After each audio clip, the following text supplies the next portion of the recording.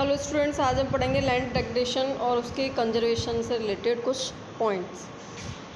देखो, इसमें कह रहा है कि we have shared our land with the past generation. हमने अपनी जो ज़मीन थी उसको पास्ट जनरेशन के साथ भी शेयर किया और फ्यूचर जनरेशन के साथ भी हम क्या करेंगे, उसको शेयर करेंगे। जो 95% हमारी बेसिक नीड्स हैं खाने को लेकर के, शेल्टर या क्लोथिंग को लेकर के, वो हम कहाँ से पूरा करते हैं? उन्हें हम पूरा करते हैं ज़मीन से, लैंड से। ह्यूमन एक्टिविटीज़ ही केवल क्या करते हैं, केवल जो ह्यूमन एक्टिविटीज़ होती हैं केवल वो लैंड डेग्रेडेशन ही नहीं करती, बल्कि जो नेचुरल फोर्सेस होती हैं उनकी गति को भी बढ़ावा देती हैं। इसकी वजह से क्या होता है, लैंड डैमेज्ड हो जाती है। अगर हम एट प्रेजेंट देखें तो there are 130 million hectare of degraded land in India. 130 million hectare जो ज़मीन है वो कैसी है, डेग्रेडेड है, यानी बेकार है। एक्सप्रोमेटली 28% of it belong to the category of forest degraded area, 56% of it is water eroded area and the rest is affected by saline and alkaline deposits। देखो, इसमें से क्या है, 130 मिलियन जो हेक्टेयर ज़मीन है वो डेग्रेडेड है। 28% कहीं ना कहीं फॉरेस्ट डेग्रेडेशन से बिलोंग करती है। 56% वाटर एरोडेड एरिया में है, जिसकी वजह से क्या होता है कि वहाँ पर ज़्यादा पानी जाने की वजह से या ज़्यादा भर जाने की वजह से जो मिट्टी होती है वो सलाइन हो जाती है, यानी कि खारी हो जाती है उसके डिपॉजिट से। सम ह्यूमन एक्टिविटीज़, जैसे कि कुछ ह्यूमन एक्टिविटीज़ हैं, डिफॉरेस्टेशन है, ओवरग्रेजिंग है, माइनिंग है, क्वायरिंग है, इन सब की वजह से भी जो लैंड डेग्रेडेशन होता है, जो उसका क्षरण होता है, वो भी ह्यूमन एक्टिविटीज़ की वजह से होता है। माइनिंग साइट्स जो होती हैं उन पर जब भी वर्क कंप्लीट हो जाता है तो बहुत डीप स्केयर यानी निशान छोड़ जाती हैं। जब भी कहीं पे खोदाई होती है, माइनिंग होती है किसी भी खदान की, तो वहाँ पर काम कंप्लीट होने के बाद वहाँ पर बड़े बड़े निशान छूट जाते हैं। जैसे कि अगर हम बात करें झारखंड, छत्तीसगढ़, मध्य प्रदेश, उड़ीसा की, तो वहाँ पर डिफॉरेस्टेशन होता है। डिफॉरेस्टेशन क्यों होगा? माइनिंग के लिए, और उसकी वजह से क्या होगा, लैंड डेग्रेडेशन हो जाता है।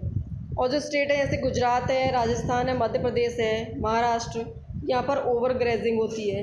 इनका जो मेन रीज़न है वो क्या है, ओवर ग्रेजिंग है लैंड डेग्रेडेशन के लिए। इसी तरीके से अगर हम देखें तो पंजाब है, हरियाणा, वेस्टर्न उत्तर प्रदेश, यहाँ पर ओवर इरिगेशन रीज़न बनता है लैंड डेग्रेडेशन का। उसकी वजह से क्या होता है कि ज़रूरत से ज़्यादा यहाँ पर सिंचाई होती है। इसकी वजह से जो ज़मीन होती है वो सलाइन हो जाती है, यानी जो लैंड होती है वो कुछ खारापन उस मिट्टी में आ जाता है, तो उसकी वजह से जो फर्टिलिटी होती है वो कम हो जाती है।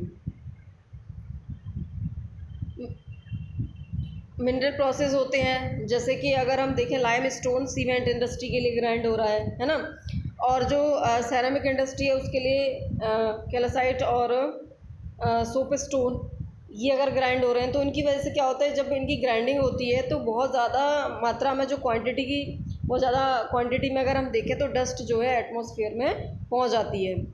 और जब ये जो डस्ट है वो सेटल डाउन हो जाती है सॉइल में, तो उसकी वजह से क्या होता है कि जो वाटर इन्फिल्ट्रेशन का प्रोसेस है वो भी कहीं ना कहीं बहुत ज़्यादा इन्फ्लुएंस इससे हो जाता है। रिसेंट ईयर में अगर देखें तो इंडस्ट्रियल जो इन्फ्लुएंस हैं, जैसे वेस्टेज हैं, तो वो भी एक बहुत बड़ा कार बने हैं वाटर पॉल्यूशन का। इनकी वजह से क्या है, वाटर पॉल्यूशन बहुत ज़्यादा बढ़ गया है हमारी कंट्री में। तो बहुत सारे तरीके हमने देखे जिसकी वजह से लैंड डेग्रेडेशन होता है या पॉल्यूशन बढ़ता है। तो यहाँ पर कुछ तरीके हैं जिसकी वजह से जो प्रॉब्लम्स हैं लैंड डेग्रेडेशन की, उसको ख़त्म किया जा सकता है।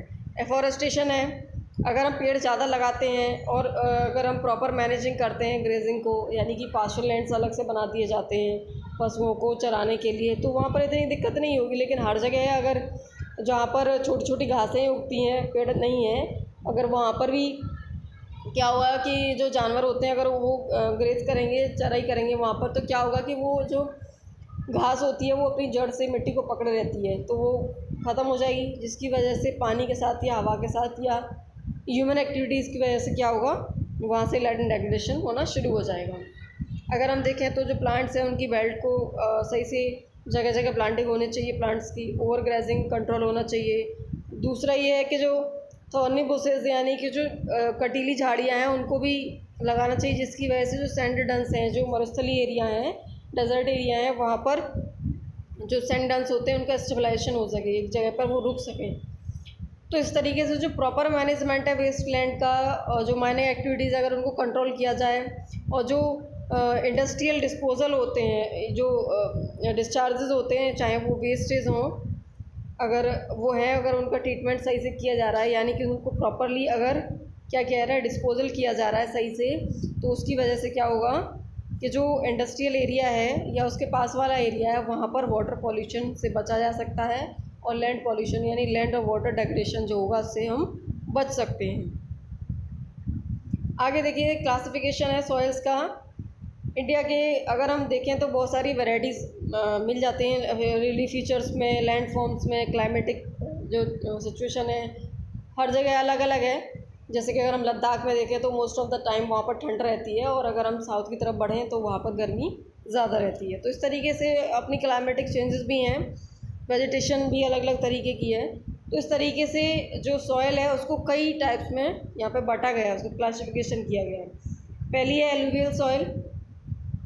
जो एलुवियल सॉयल है वो ज़्यादातर एरिया में एलुवियल सॉयल ही मिलती है, ठीक है। जो पूरा नॉर्दर्न प्लेन है वो एलुवियल सॉयल का ही बना हुआ है, और जो 3 मुख्य रिवर हैं हिमालयन जो रिवर सिस्टम है, इंडस, गंगा और ब्रह्मपुत्र, इन तीनों के जरिए ही सबसे ज़्यादा जो एलुवियल सॉयल बनी है वो इस मैदान में बनी है। कुछ पार्ट राजस्थान और गुजरात का है, यानी एक नैरो कॉरिडोर है जहाँ पर ये सॉयल मिल जाती है। Alluvial soil is also found in the eastern coastal plain. Alluvial soil कहाँ पर, जो ईस्टर्न कोस्टल प्लेन है वहाँ पर भी मिल जाती है, जैसे कि महानदी है, गोदावरी है, कृष्णा और कावेरी, इन रिवर के जो डेल्टाज हैं उस एरिया में भी हमको एलुवियल सॉयल देखने को मिल जाती है। ये एलुवियल सॉयल है मोस्टली हम जहाँ जिस एरिया में रहते हैं नॉर्दर्न एरिया में, तो वहाँ पर हमारे यहाँ पर कैसी सॉयल है, एलुवियल सॉयल ही है। सॉइल्स को उनकी एज के अकॉर्डिंग भी डिस्क्राइब किया सकता है। अगर हम एज के अकॉर्डिंग देखें तो सॉइल्स को ओल्ड एलुवियल सॉइल जिसको बांगर बोला जाता है, और न्यू एलुवियल सॉइल जिसको खादर बोला जाता है। देखो जो बांगर सॉइल है उसमें कंकड़ वगैरह ज़्यादा होते हैं खादर की अपेक्षा। अगर खादर की अपेक्षा हम देखें तो बांगर सॉइल जो होती है वो फर्टाइल नहीं होती, यानी कि जो खादर सॉइल होती है वो बांगर से ज़्यादा फर्टाइल होती है, क्योंकि वो न्यू सॉइल होती है, और जो बांगर सॉइल होती है वो ओल्ड सॉइल होती है, इसकी वजह से उसमें फर्टिलिटी इतनी नहीं होती है। लेकिन जो खादर सॉइल है वो कैसी होती है, उसमें जो क्रॉप्स हैं उनको इजीली उगाया जा सकता है, उसकी जो फर्टिलिटी होती है वो अच्छी होती है, ठीक है। जो एलुवियल सॉइल है मोस्टली उसमें पोटास, फॉस्फोरिक एसिड, लाइम, ये सारी चीज़ें उसमें मिल जाती हैं, और वो ये जब तीनों चीज़ें मिल जाती हैं, पोटास, फॉस्फोरिक एसिड और लाइम, तो ये शुगर केन, जो वीट होते हैं, और जो अनाज होते हैं अदर तरीके के, या फिर जो दालें होती हैं उनको उगाने के लिए ये जो ज़मीन होती है वो बहुत अच्छी मानी जाती है। जो मिट्टी होती है ये बहुत अच्छी मानी जाती है। हाई फर्टिलिटी की वजह से जो एलुवियल सॉइल का रीज़न होता है, यानी कि जो उसके आसपास का जो एरिया होता है, प्रदेश होता है, वहाँ पर बहुत ज़्यादा कल्टीवेशन भी होता है और डेंसली पॉपुलेटेड भी होता है। वहाँ पर क्या है, पॉपुलेशन बहुत ज़्यादा रहती है, क्योंकि वहाँ पर फर्टिलिटी ज़्यादा होती है भाई। जहाँ अदर रीजन्स में बहुत ज़्यादा प्रॉब्लम से अनाज उगाया जा रहा है, और ऐसी जगह है जहाँ पर समतल एरिया है और जो सॉइल है वो भी मतलब बहुत ज़्यादा फर्टाइल है, तो उसकी वजह से क्या होगा कि वहाँ का जो एरिया होगा वो डेंस पॉपुलेटेड होता है, यानी कि ज़्यादा से ज़्यादा वहाँ पर लोग रहते हैं। और अगर हम देखें तो जो सॉइल्स ड्रायर एरिया में मिलती हैं, अगर उनका प्रॉपर ट्रीटमेंट कर दिया जाए और तरीके से उसमें इरिगेशन हो तो वो भी बहुत ज़्यादा प्रोडक्टिव हो सकती है।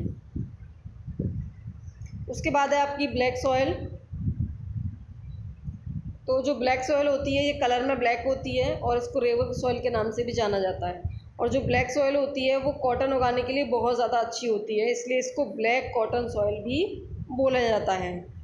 और उसकी जो क्लाइमेटिक कंडीशन है along with the parent rock material are the important factor for the formation of black soil. जो क्लाइमेटिक कंडीशन है और दूसरा पेरेंट रॉक जो मटेरियल है, वो दोनों ही चीज़ें ब्लैक सॉइल के फॉर्मेशन के लिए बहुत ज़्यादा इम्पोर्टेंट फैक्टर्स हैं। तो जो डेक्कन वाला प्लेट्यू है वो उसमें ज़्यादातर आपको ब्लैक सॉइल मिलेगी, क्योंकि जो डेक्कन प्लेट्यू है वो लावा के फ्लो से बना हुआ है, ठीक है। तो वहाँ पर कैसी सॉइल मिलेगी? ऑब्वियस सी बात है, वहाँ पर ब्लैक सॉइल ही मिलेगी। और इसमें क्या क्या कवर होता है? महाराष्ट्र, सौराष्ट्र, ये देखिए ब्लैक सॉइल है। इस तरीके की कुछ चटगन आपको मिलेगी ब्लैक सॉइल में, बहुत ज़्यादा एलुवियल सॉइल जैसी नहीं होती है। तो जो महाराष्ट्र, सौराष्ट्र, मालवा, मध्य प्रदेश, छत्तीसगढ़, यहाँ तक पूरे में कैसी मिट्टी फैली हुई है? ब्लैक सॉइल फैली हुई है, ठीक है। और गोदावरी और कृष्णा वैलीज़ हैं, वहाँ पर भी साउथ ईस्ट डायरेक्शन में ये कुछ पार्ट इसके मतलब जो कुछ एरिया है ब्लैक सॉइल का वो देखने को मिल जाता है। जो ब्लैक सॉइल होती है उसकी कैपेसिटी अच्छी होती है जो मॉइस्चर को होल्ड करने के लिए। और दूसरा ये सॉइल जो है न्यूट्रिएंट्स में रिच होती है, जैसे कि ऐसे न्यूट्रिएंट्स होते हैं इसमें, से कैल्शियम है, कैल्शियम कार्बोनेट है, मैग्नीशियम है, पोटास है, lime and potash and lime है। तो ये सारी चीज़ें किसमें मिलती हैं? हमको ब्लैक सॉइल में मिल जाती हैं। जनरली इसमें क्या है कि फॉस्फोरिक जो कंपोनेंट्स होते हैं, जैसे कि हमने फॉस्फोरिक एसिड उसमें देखा था एलुवियल सॉइल में, तो उसमें ब्लैक सॉइल में ये नहीं मिलता है। हॉट वेदर की वजह से देखने को मिल जाए, जैसे मैंने आपको अभी दिखाया था उसमें कुछ क्रैक थे ब्लैक सॉइल में, तो उसकी वजह से जो वेदर अगर हॉट होता है तो वहाँ पर डीप क्रैक्स इसमें बन जाते हैं।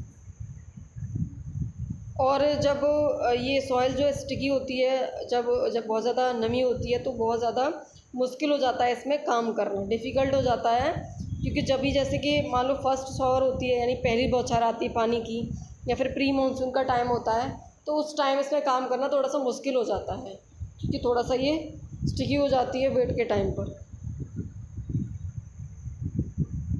आगे है रेड एंड येलो सॉइल, इसको हम नेक्स्ट वीडियो में पढ़ेंगे। आज के लिए सिर्फ इतना ही। वीडियो अगर अच्छी लगी है तो उसको लाइक करिए, शेयर करिए और चैनल को सब्सक्राइब करिए।